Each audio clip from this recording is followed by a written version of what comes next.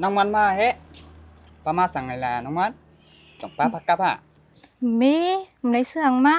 มีครบแคบก็ไอ้กำขังเอามาปันเดี๋ยวสูงเงิน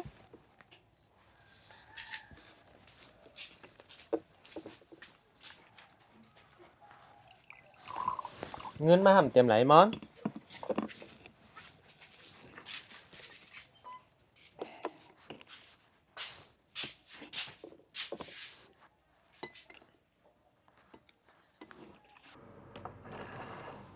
เดี๋ยวพักกับเราสูญย้อนมากก็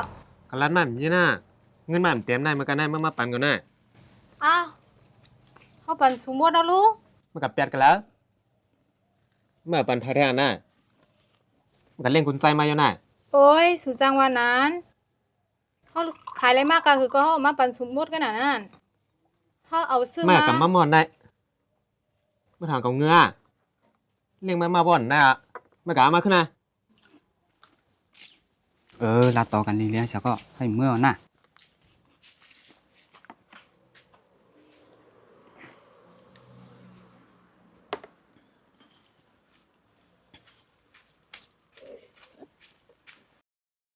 ไม่ยิงหาไม่ยิงยังมาเนี่ย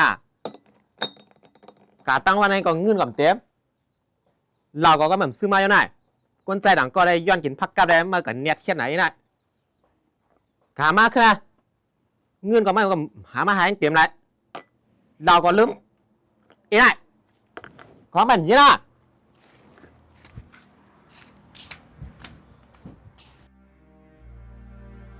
ก็หนาลงกันได้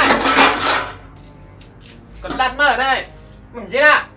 ก็เขามาปันสูงหมดลูกเงินมันเต็มละมันกับเต็มหลายแล้วนะมาปันก้นใจละมันมากับมาลูกไหนไหนปล่อยไปฮะกับรัดมากนะมันพังเงินมาปันให้กับอะไรล่ะมันกับปันก้นใจอะไรล่ะเขาต่างกับปันก้นใจดีไรสุดจังวันนั้นไอ้ได้หย่งลากเล็กมากกว่ามันกับหามาขึ้นไฮไลท์ได้เมื่อมันได้มาใหม่เดี๋ยวเขามาขึ้นได้เพิ่มเนาะมากกว่าหามาขึ้นไฮไลท์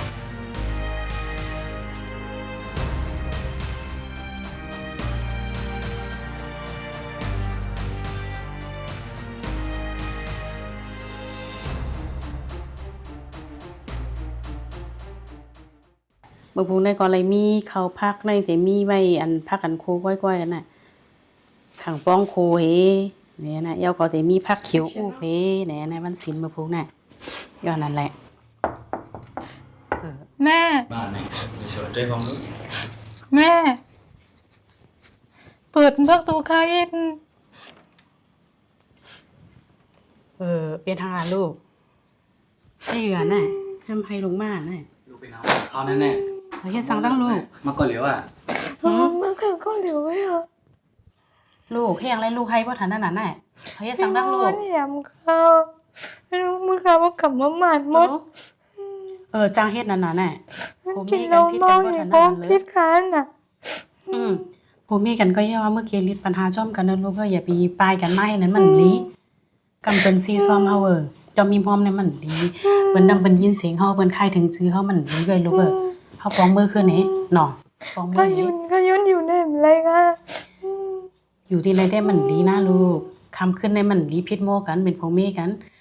ฟ้องมือนี่คำแล้วอ่ะมันเป็นทั้งปนลูกมาเห็นอันนี้พ่อแม่กันให้เกลิดไขปัญหากันไรล่ะลูกมือคืนนี้เนาะเหมือนแม่ชัวนั่นน่ะคำได้เมื่อนอนเฮิรนก่อนไงผมไม่การพิษโมกันคำขึ้นมันลีกว่าละลูกลึกมากว่ะกว่า